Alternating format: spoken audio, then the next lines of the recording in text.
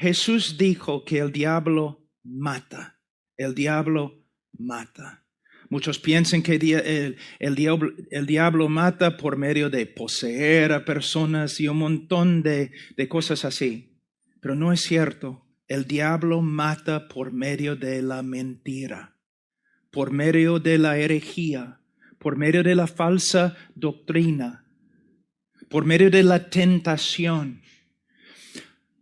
Para ser hombres de Dios y para proteger a las personas que el Señor nos ha dado, nosotros tenemos que aprender a reconocer cuál es falso, cuál es verdadero. Doctrina buena, doctrina falsa, la verdad, la mentira. Pero un hombre que no tome en serio el peligro que hay en el mundo es un peligro también a su iglesia y su familia. ¿Y cómo podemos crecer en nuestra capacidad de no solamente discernir lo malo que hay en el mundo, sino también ver que es de verdad peligroso? Solo por medio de separarnos del mundo, separarnos del pecado, separarnos de las influencias que el diablo usa y renovar nuestras mentes en la palabra de Dios. Hay un principio que encontramos en las Escrituras, que si la raíz es santa, también las ramas santas. Si la raíz no es santa, entonces las ramas también no van a ser santas. Podemos decir eso con respecto a la iglesia. Si tenemos un pastor que está andando en el mundo, que está siendo poco a poco más conforme al mundo, él va a ser un peligro en la iglesia. Si tenemos un padre, y muchos de ustedes son padres, que camina en una relación amistosa con el mundo, eso también va a hacer daño a su esposa y a sus hijos. Nosotros tenemos que darnos cuenta que en el día de juicio no solamente soy responsable por mí mismo, sino también soy responsable por las personas que el Señor me ha dado. Más autoridad que tengo, más responsabilidad que tengo. Muchas veces los pastores quieren hablar de su autoridad espiritual, pero no se dan cuenta en el día de juicio van a tener que dar cuentas al Señor por la autoridad que tienen y cómo han usado su autoridad. También los hombres, ¿no? En sus familias, mujer, debes someterte a mí porque yo soy la cabeza, yo soy la autoridad. No creo que vas a estar hablando así en el día de juicio. Porque con mucha autoridad viene mucha responsabilidad. Si el pastor está andando en el mundo, la congregación también. Si el padre, el esposo está andando en el mundo, la familia también va a sufrir. Entonces, John Wesley una vez dijo que le gustaría tener hombres que solamente temían a Dios y al pecado. ¿Tienes miedo del pecado? ¿Tienes miedo del mundo? ¿Reconoces el poder del pecado? ¿Reconoces el poder de un programa en la televisión por el cual se enseña herejía? ¿Reconoces el poder de un dibujo animado que en vez de comunicar verdades bíblicas está enseñando cosas mundanas? Hermanos, no debemos ser legalistas. No debemos tener miedo de cada sombra, pero hermanos, debemos tener discernimiento. Bastante discernimiento. ¿Por qué? Si el diablo pasa por la puerta ahora y entra anunciando que él ha llegado y él es el diablo, todos nosotros vamos a reconocerlo y vamos a estar en contra de él, vamos a evitarlo. Pero él no entra así. Él no entra así. Él entra como una luz. Es lo mismo en la familia, es lo mismo en la iglesia. Para discernir la voz del mundo, nosotros no necesitamos estudiar el mundo. Pero para discernir la voz del mundo solamente necesitamos estudiar la verdad. Renovar nuestras mentes en la verdad y vamos a empezar a reconocer cuando la mentira entra. Cuando la mentira está influenciando nuestra familia o nuestra iglesia. Entonces, empieza acá, no os conforméis a este siglo, no solamente para tu propio bienestar, hombre, sino para el bienestar de tu familia, de tu esposa, de tus hijos. También, si eres pastor, para el bienestar de tu iglesia. Y no solamente los pastores, cualquier hombre en la iglesia va a tener una influencia. Y si tú eres un hombre mundano, tú vas a tener influencia no para el bienestar de la congregación, sino para su destrucción. Entonces dice, no os conforméis a este siglo. ¿Pero qué debemos hacer?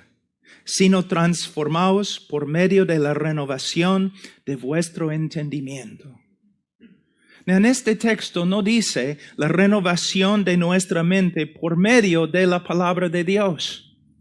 Pero si estudiamos toda la Biblia, reconocemos que la mejor manera de renovar nuestra mente es por medio de leer, estudiar, memorizar y meditar en la palabra de Dios. De nuevo, voy a volver a decir algo que he dicho varias veces ya. De una forma, la vida cristiana no es un misterio. Y caminar en el poder del Espíritu Santo no es un misterio. Y la vida cristiana exitosa no es un misterio. ¿Qué debemos hacer? Debemos renovar nuestra mente en la palabra de Dios. Debemos vivir una vida de oración. Debemos mantener comunión con otros hermanos que también tomen en serio el llamado de Dios. Debemos evitar las malas influencias, cualquier voz que hable en contra de las Escrituras.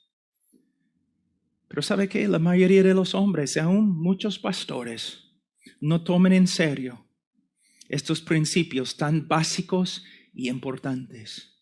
Cada uno está buscando una solución, ¿no? Milagrosa. Tú necesitas ir a tal congregación, ellos van a poner sus manos sobre ti, vas a recibir poder y ahí vas a poder vivir la vida cristiana con victoria. Siempre queremos algo instantáneo, en vez de vivir una vida disciplinada haciendo lo que el Señor nos ha mandado. Debemos renovar nuestra mente. ¿Cómo? Primeramente vamos a hablar un ratito de la palabra de Dios. Pastor, una pregunta. Por supuesto, no tienes que contestar en voz alta, pero de verdad necesitas contestar la pregunta. Eres pastor. Si vas a seguir en los pasos de los apóstoles, tú vas a reconocer que tu ministerio principal es la palabra de Dios y oración. Pastor, ¿cuánto tiempo estás renovando tu mente en la palabra de Dios? ¿Cuánto tiempo? Si tú dices, ay, pero estoy tan ocupado, ¿no es cierto que hay algunos acá que sí, quizás estudian la Biblia menos que media hora? Que tienen pequeñas devocionales leyendo quizás un libro escrito por otro hombre? Pastor, tu trabajo principal es saber lo que Dios ha dicho por medio de su palabra. Ahora tú dices, pero yo no soy pastor, yo soy padre de familia. ¿Has leído Deuteronomio capítulo 6? ¿Y tu responsabilidad en cuanto a la palabra de Dios y la enseñanza de ella? Tú dices, pero es un principio del Antiguo Testamento. Está bien, has leído Efesios 6. Porque la enseñanza de tus hijos no es la responsabilidad de tu esposa. Tampoco es la responsabilidad de la iglesia. Es la responsabilidad de cada padre de familia. Pero para enseñar a tus hijos, tú tienes que saber lo que la palabra de Dios dice. Ahora, un ratito solamente para ver una ilustración de un hombre que tome en serio la palabra de Dios. Vamos a Salmos, capítulo 1. Aquí podemos ver en el Antiguo Testamento exactamente lo que Pablo está diciendo en el Nuevo Testamento. ¿Qué dice él? Que no debemos conformarnos al mundo. ¿Qué debemos hacer? Debemos renovar nuestra mente en la palabra de Dios. ¿Qué tenemos aquí? Versículo 1 de capítulo 1 de Salmos. Bienaventurado el hombre que no anduvo en consejo de malos, ni estuvo en camino de pecadores, ni en silla de escarnecedores se ha sentado. Es un hombre que rehúsa ser hecho del mismo molde del mundo. Es un hombre que ha tomado una decisión que no solamente no va a participar en las obras oscuras de este mundo, sino él va a alejarse totalmente de sus consejos, de su influencia. Él no va a participar con ellos. Él no va a estar con ellos. Él toma en serio la separación. Ahora, hermanos, en mi vida cristiana he estado con muchos pecadores. Un tiempo yo predicaba mayormente en la calle.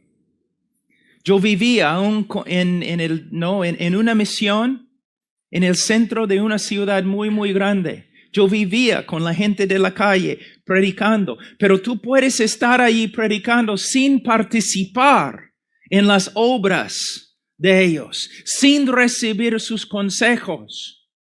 Entonces no estoy diciendo que todos nosotros debemos mudarnos a un sitio en Alaska donde no hay gente, solamente osos.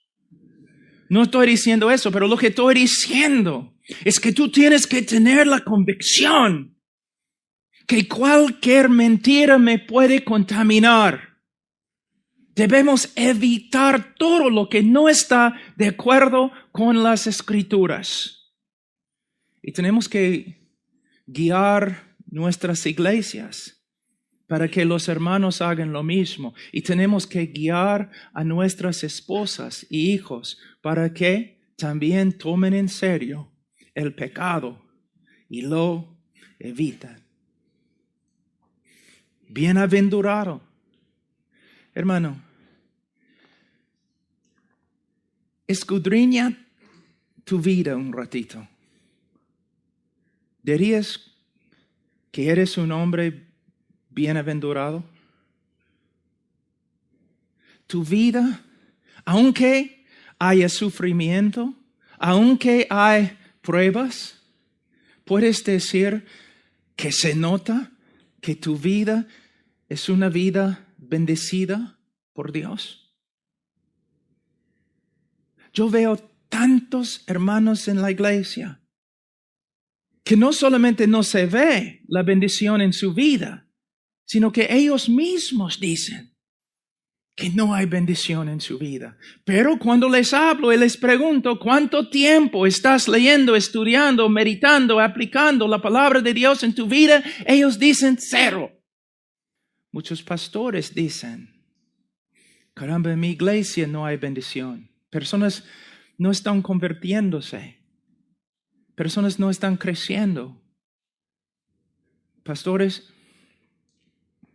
aunque lo neguemos, tenemos que reconocer, la iglesia va como los líderes van. La iglesia anda conforme a cómo los líderes andan. El hecho que tú prediques cada domingo no demuestra a nadie que eres un hombre de la palabra. También tu vida. Y no solamente en la iglesia, sino también en la familia.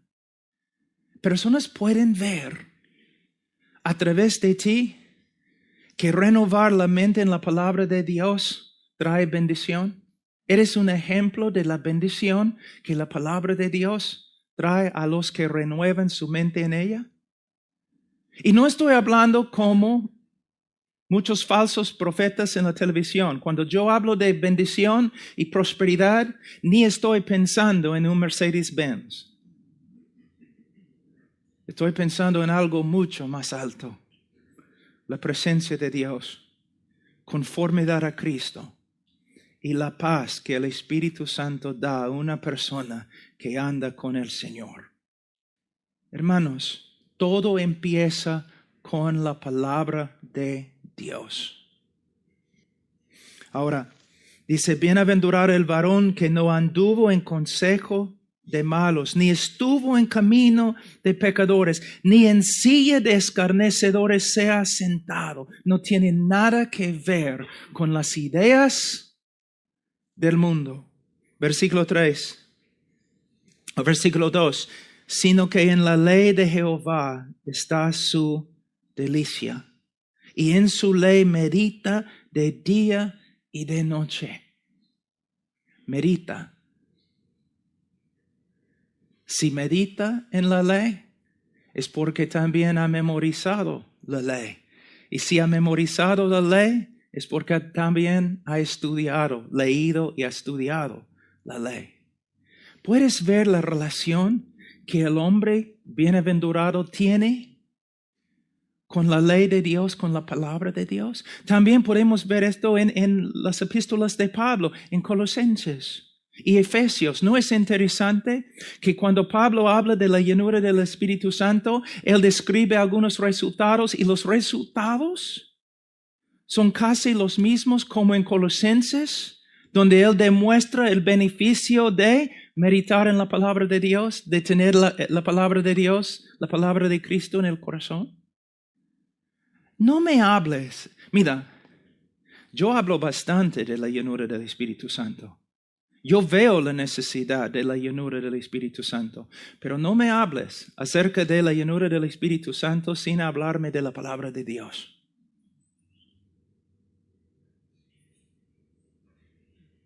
Porque muchas personas que hablan en el día de hoy dicen que tienen la llenura del Espíritu Santo, no, ellos tienen un fuego falso. Muchos, porque su llenura no tiene nada que ver con la palabra que el Espíritu inspiró. Y si menosprecias la palabra, menosprecias al Espíritu Santo que escribió la palabra. Les voy a contar una historia. Una vez una iglesia me invitó a predicar, ¿no? Entonces yo llegué y yo senté atrás esperando, iban a llamarme para que yo predicara. Pero pasamos como 2 horas, personas, ¿no?, dando testimonios de visiones que habían visto, de milagros que habían sucedido esa semana. Una persona decía que salió del baño y él vio la palabra de la Biblia flotando en el aire en su cuarto de estar, un montón de cosas. Yo pensaba, ay, ¿en qué me he metido? Y yo estaba sentado ahí escuchando, caramba, estas personas son tan espirituales, han visto tantas cosas. Entonces subí al púlpito y yo dije, vamos a estudiar en 2 Timoteo capítulo 2, versículo 2. Y los líderes estaban, ¿no?, en las primeras bancas. Y algunos de ellos empezaron a buscar en el índice de su Biblia dónde estaba 2 Timoteo. Entonces yo mirando así, yo dije, Entonces yo dije a la congregación, hermanos, soy más o menos bautista, pero voy a profetizar. Cerré mis ojos y empecé a profetizar.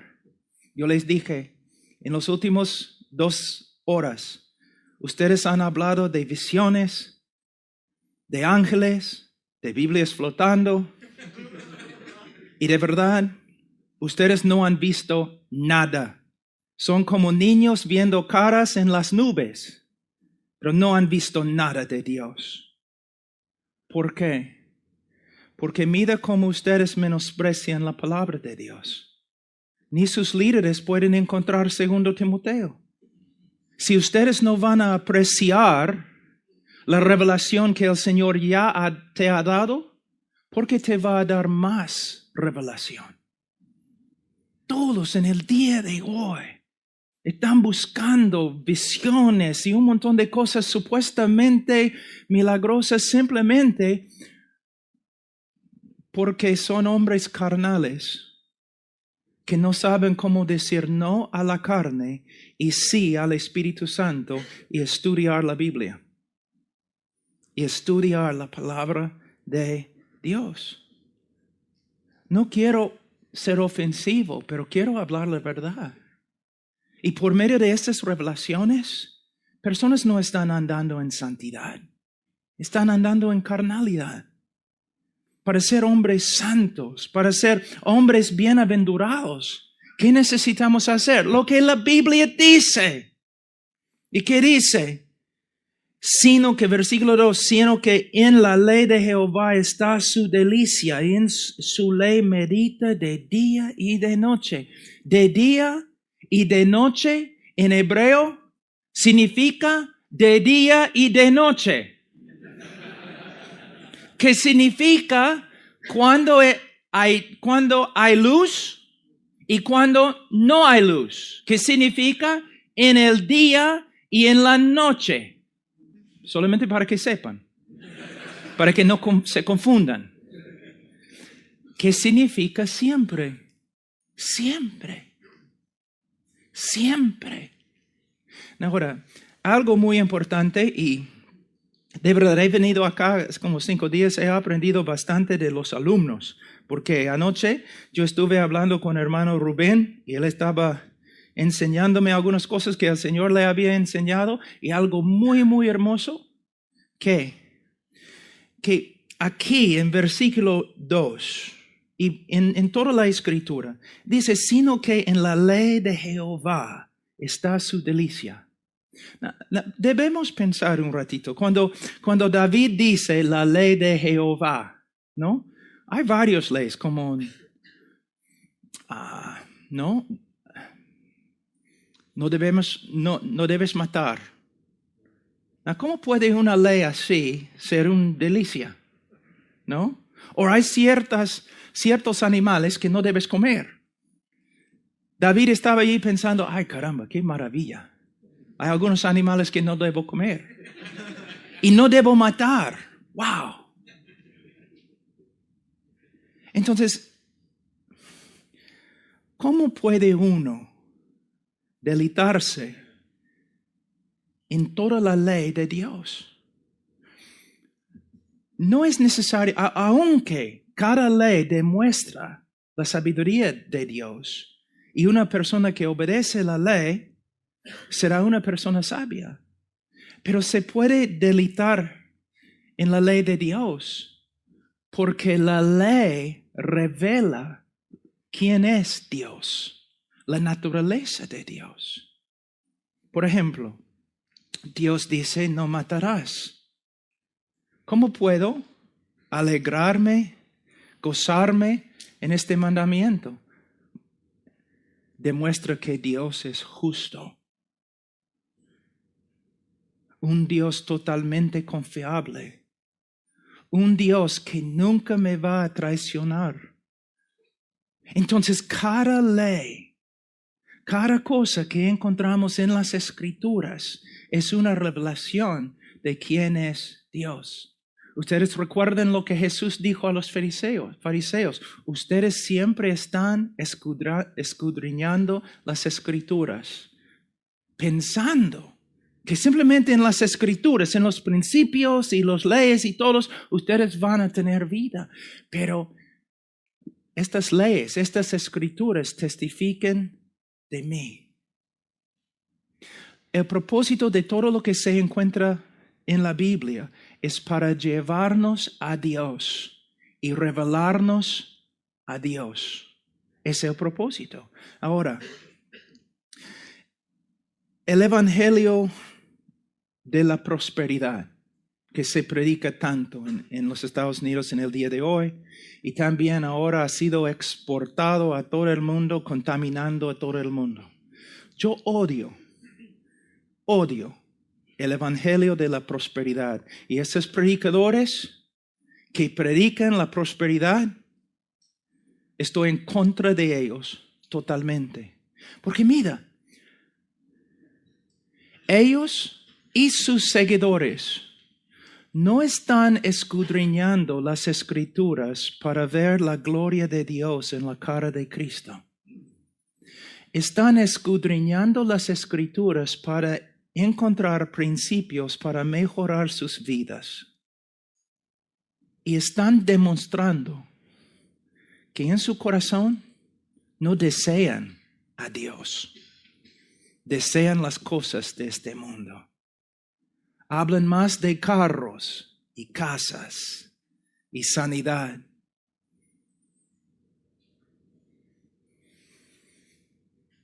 ¿Me entienden, hermanos? Las Escrituras, uno puede leer las Escrituras y por medio de las Escrituras condenarse.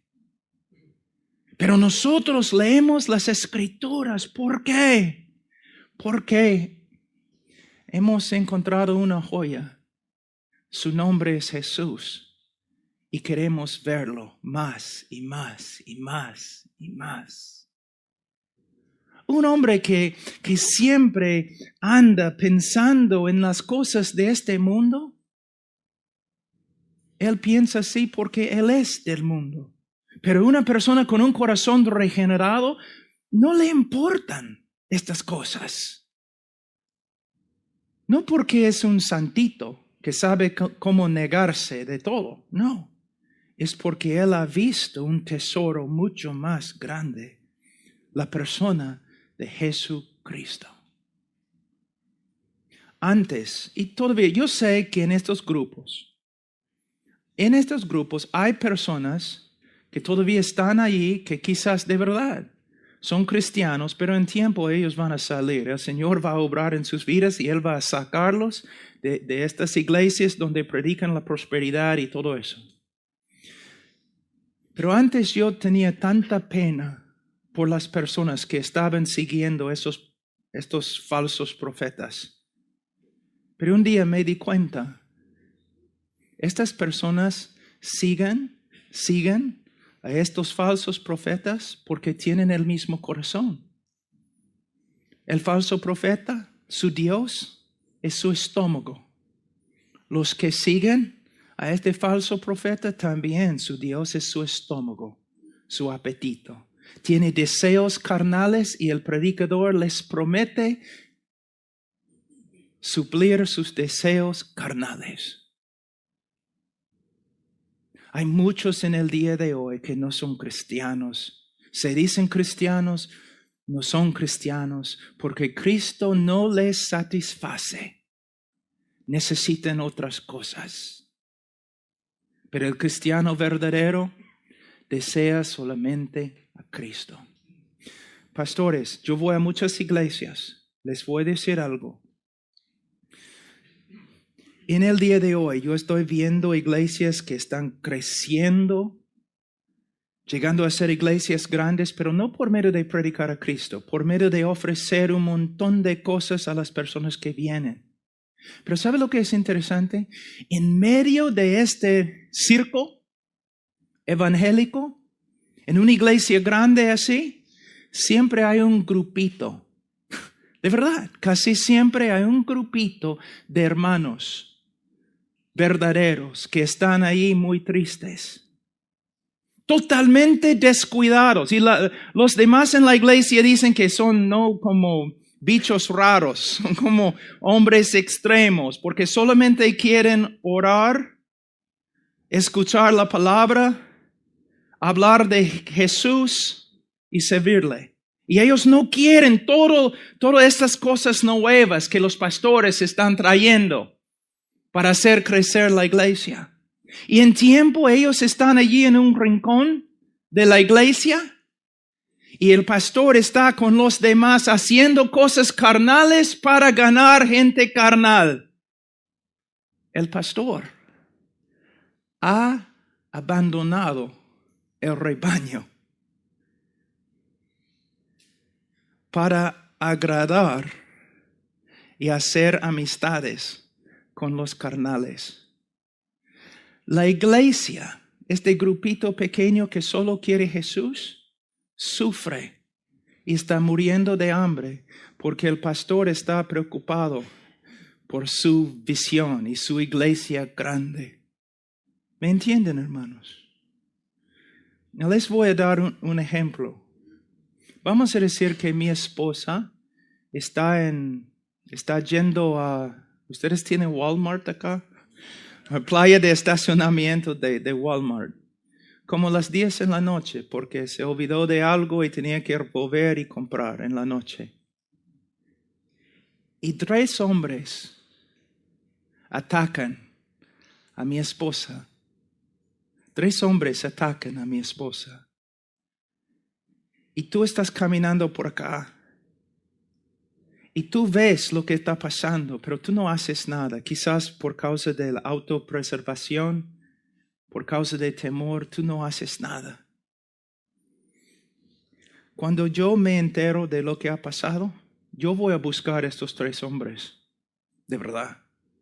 Pero luego, después de encontrar a esos hombres, yo te voy a buscar. Porque en vez de proteger mi esposa, tú corriste. Yo te digo, en el día de juicio, muchos pastores, va a ser horrible. Porque en vez de defender la esposa de Cristo, ellos corrían. En vez de dar su tiempo pastoreando un rebaño de personas que solamente querían a Jesús, ellos estaban por acá dando alimentos carnales a hombres carnales para hacer crecer su iglesia. ¿Me entienden, hermanos? Por eso es tan importante que nosotros nos centremos en la palabra de Dios y la palabra de Dios sea nuestra delicia. Y que nosotros estudiamos la palabra de Dios no para encontrar principios para que tú puedas tener tu mejor vida ahora. No. Yo quiero ver a Él. Yo quiero ver a Él. Y Él está en cada página, en cada versículo, en cada palabra, en cada letra. Él está. No me hables de otras cosas. Yo amo la ley de Jehová, pero amo la ley de Jehová porque me muestra Jehová. A veces personas se han acercado a mí y me han dicho, Pablo, yo doy gracias al Señor que te he conocido y tu ministerio.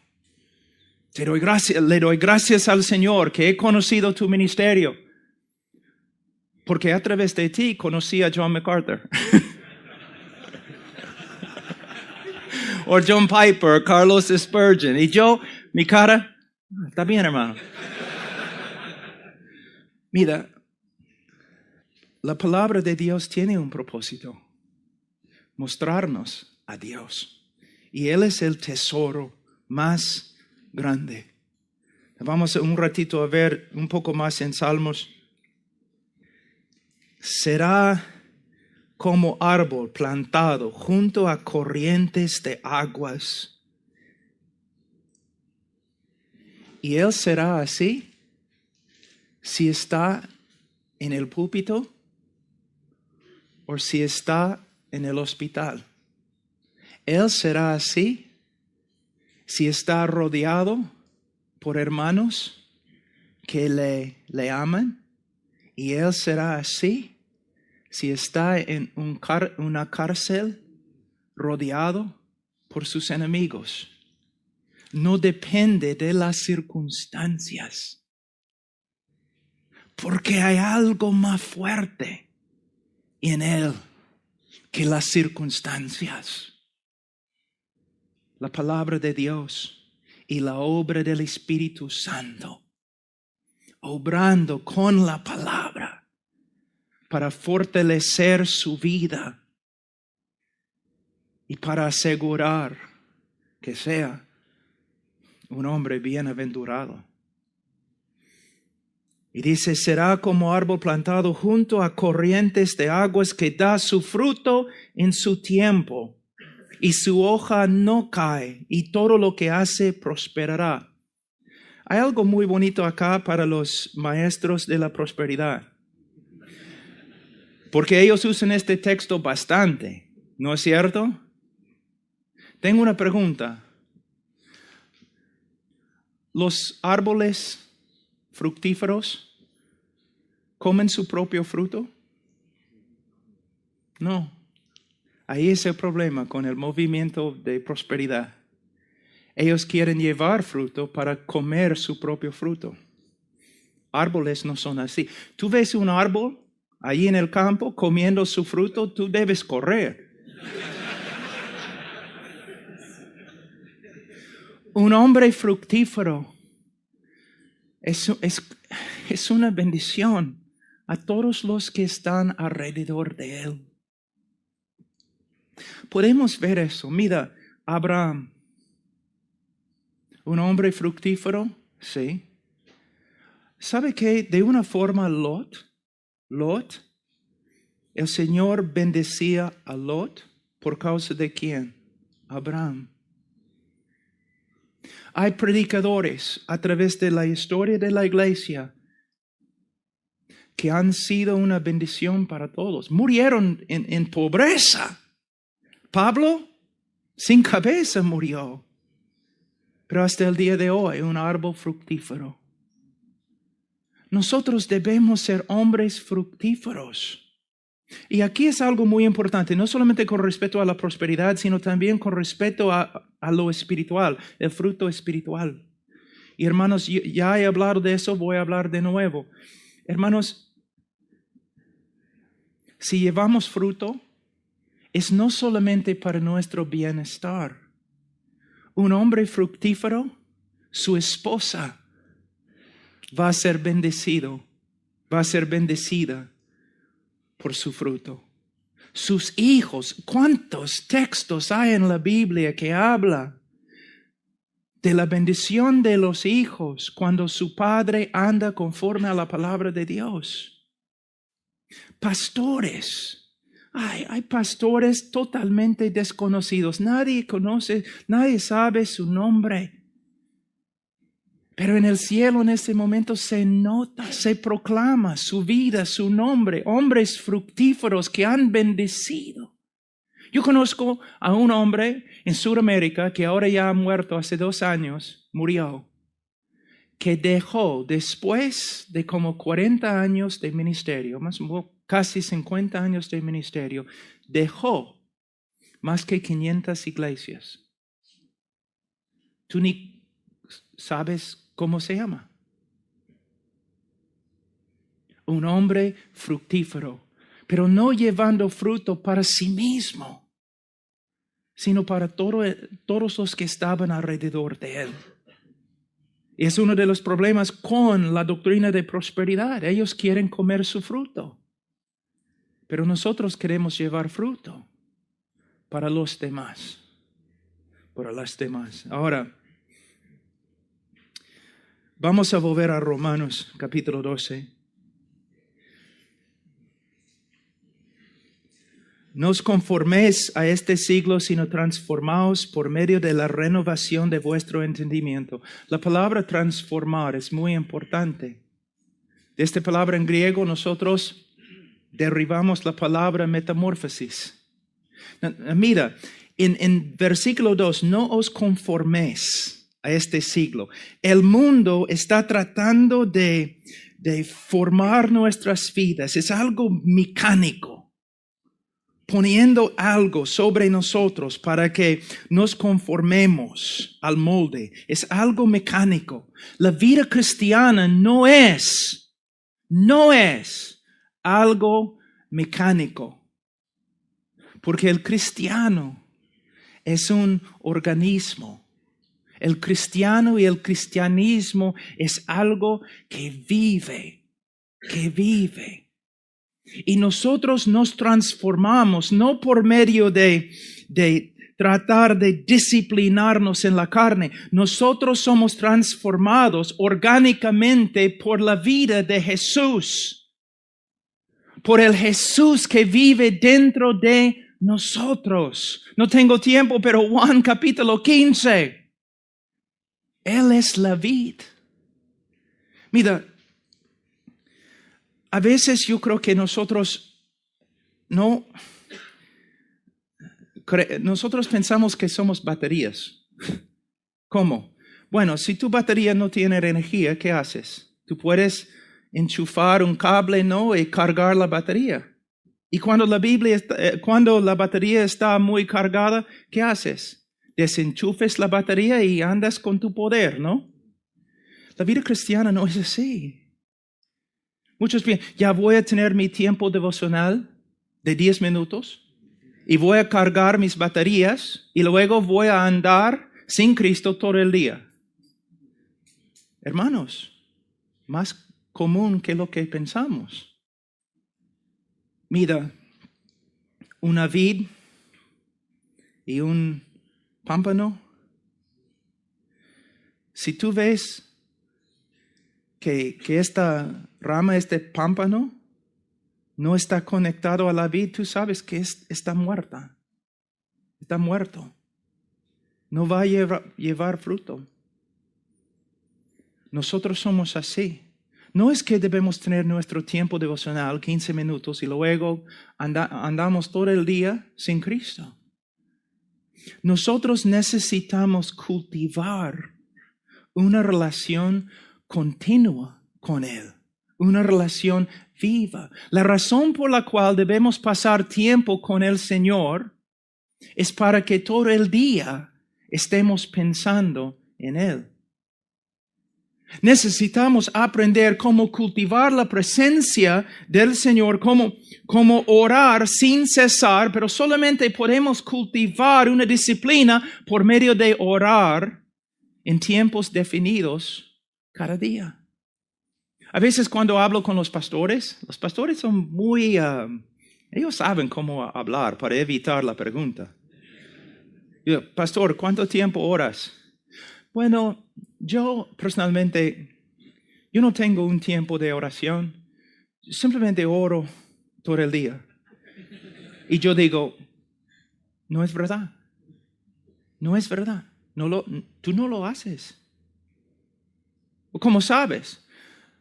Porque la capacidad de caminar con el Señor todo el día y orar sin cesar, esta capacidad se desarrolla en tiempo privado con el Señor, en un tiempo definido.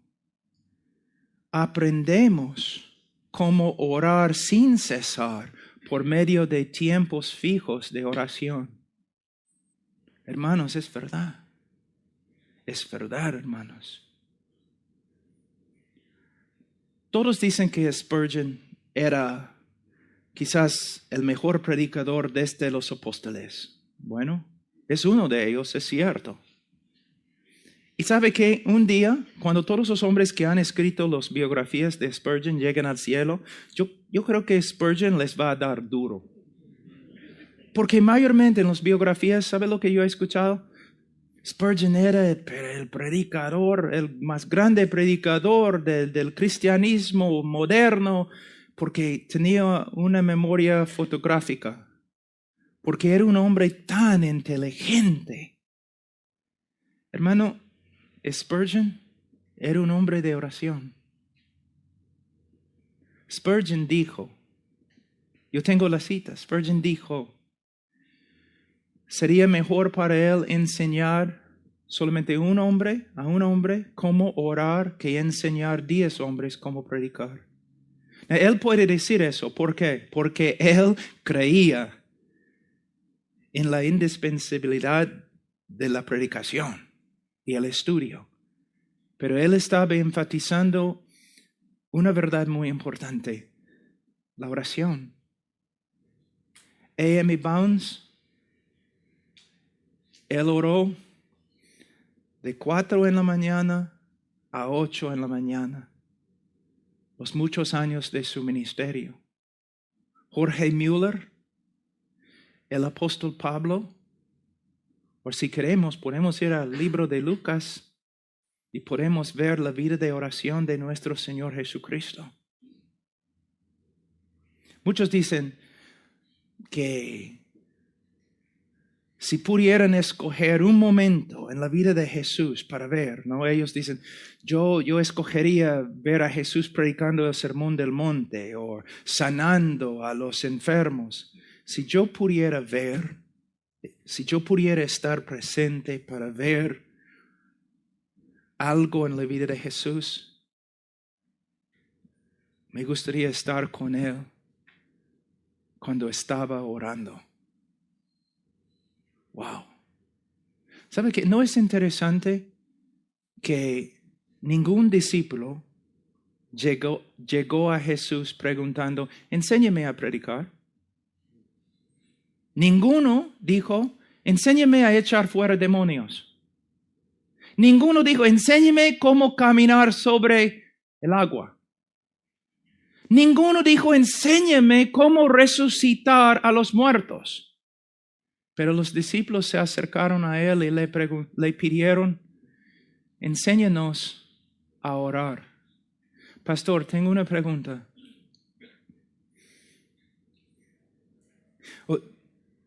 Yo pasé un tiempo en una iglesia con un predicador que se conocía años atrás, casi 30 años atrás, que se conocía como el mejor orador en cristianismo. Mejor orador en cristianismo.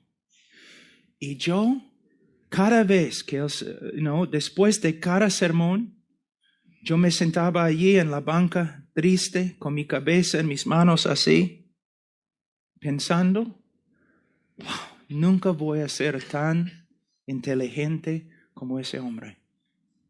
Nunca voy a ser tan elocuente como ese hombre. Nunca voy a poder leer tantos libros como este hombre. Pero un día, otro predicador llegó. Y el hombre no era elocuente. Era un hombre que había leído bastante, pero no como el otro predicador. Y subió al púlpito y empezó a predicar. Y cuando terminó a predicar, yo estaba sentado ahí en la banca y yo estaba diciendo, ay caramba, me gustaría ser santo como Él. Me gustaría orar como Él. Me gustaría conocer a Dios como Él conoce a Dios. Una vez una persona en la congregación se ha acercado a ti y te ha pedido, pastor, enséñame a orar como tú oras. O enséñame, pastor, a amar a mi esposa como tú amas a tu esposa. Enséñame, pastor, cómo andar en tanta paciencia como tú andas. ¿Ves? Una vida transformada. Leonard Ravenhill siempre decía, todo el mundo está buscando una nueva definición de cristianismo. Lo que el mundo necesita es una demostración antigua y bíblica de cristianismo. Hombres transformados. Ahora, hemos hablado un poco acerca de la palabra de Dios, pero quisiera un ratito ir a Efesios. Y especialmente para algunos alumnos quizás que están acá. Capítulo 1. Como les dije, yo creo que los primeros capítulos de Efesios contienen la doctrina más profunda en todas las escrituras. Pero en medio de estos 3 capítulos, ¿qué encontramos? 2 oraciones.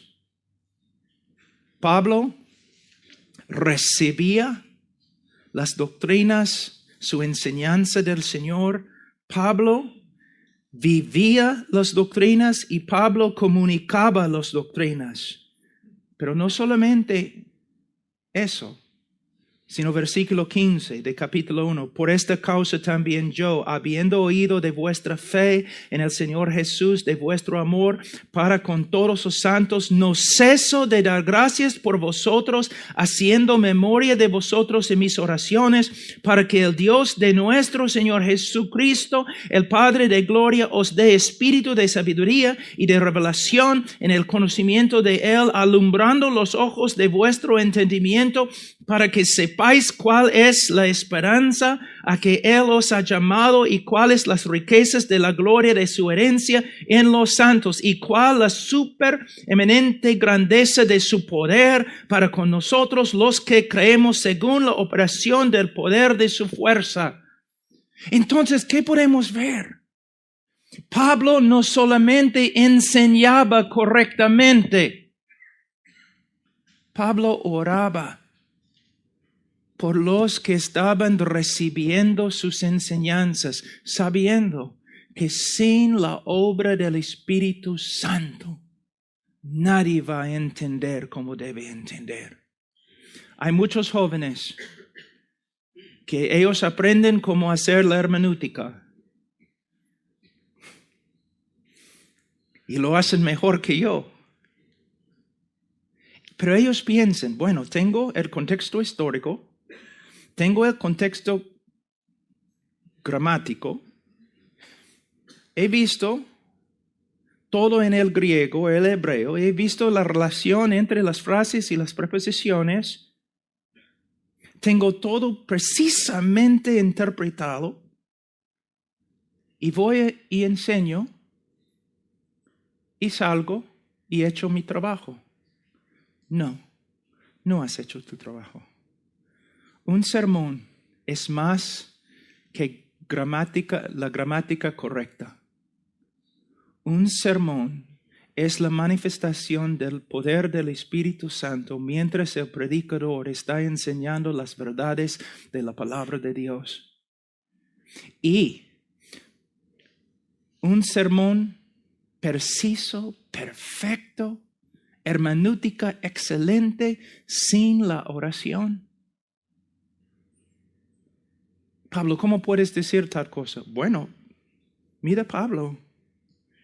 Enseñaba, oraba. Enseñaba, oraba. Enseñaba, oraba. La palabra de Dios es la espada. ¿De quién? El Espíritu. Entonces, es la obra del Espíritu Santo a través de la palabra infalible de Dios, revelando a Cristo a la congregación. Podemos ver de nuevo una obra trinitaria. El Padre, el Hijo, el Espíritu Santo. Todos obrando a través del predicador mientras Él predica la palabra de Dios. Pastores, yo sé lo que la carne odia. Yo sé. De hecho, tú puedes organizar tu día y tu vida basado en lo que tu carne odia. La carne odia el estudio de la palabra y la carne odia la oración. Pero ¿qué dijeron los apóstoles? No podemos dejar el ministerio de la palabra de Dios. No podemos dejar el ministerio de la palabra de Dios y de oración. Intercesión. Y un hombre que tiene el don de predicar y sabe hacer la hermenéutica perfectamente, pero no ora, también está en peligro de llegar a ser un hombre muy orgulloso. Y en tiempo, un hombre muy inútil. Inútil. Pastores, yo sé que es difícil a veces orar, levantarnos muy de mañana como Jesús en el libro de Marcos. Pero yo te digo algo. Si comienzas a orar un día, el próximo día sería un poco más fácil. Y el próximo día un poco... Es algo que empezamos a aprender. Muchas personas me dicen, pero Pablo, yo oro y es como un cielo de bronce sobre mi cabeza. Sí, por eso oramos por fe, hermano, no por medio de lo que podemos sentir. Pero hay una cosa que les voy a enseñar para terminar, que un hermano muy anciano me enseñó hace muchos años. Alguien le preguntó, ¿cuánto tiempo oras? Y él contestó,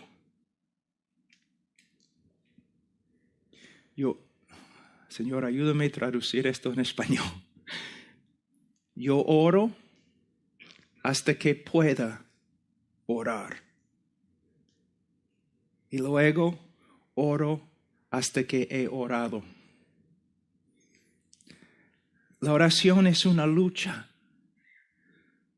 A veces nos ponemos de rodillas y es difícil. Pero seguimos con tenacidad. Porque sabemos que es necesario entrar en su presencia. Es necesario entrar allí. Es necesario luchar, pelear hasta que sepamos que de verdad estamos orando. Y que Él de verdad está escuchando. Hombres de oración. Y en la oración, y por medio de la oración, Dios puede llegar a ser tan real. Tan real. Mi vida cristiana se basa en el hecho que Dios ha dicho, Cristo ha dicho, yo estoy contigo, nunca te voy a dejar. Pero a la vez, un predicador, en su vida, la presencia de Dios puede llegar a ser tan real que él sabe que Dios está con él. No solamente por causa de la promesa, sino porque Dios ha llegado a ser una realidad constante en su vida. Este libro es la palabra de Dios y toda nuestra vida debe basarse en ella. Pero la vida cristiana es más que un libro. Es la presencia, la vida y el poder de Dios, de un Dios que todavía vive y actúa poderosamente en su pueblo y en su predicador. Hermanos, tienen que cultivar su relación con Él. Y esta relación y todos tus pensamientos y tus actos tienen que basarse en este libro. Estas verdades escritas por el Espíritu Santo. Pero a la vez, ustedes tienen que pasar tiempo de rodillas ante Él hasta que su realidad llegue a ser la realidad más grande en tu vida.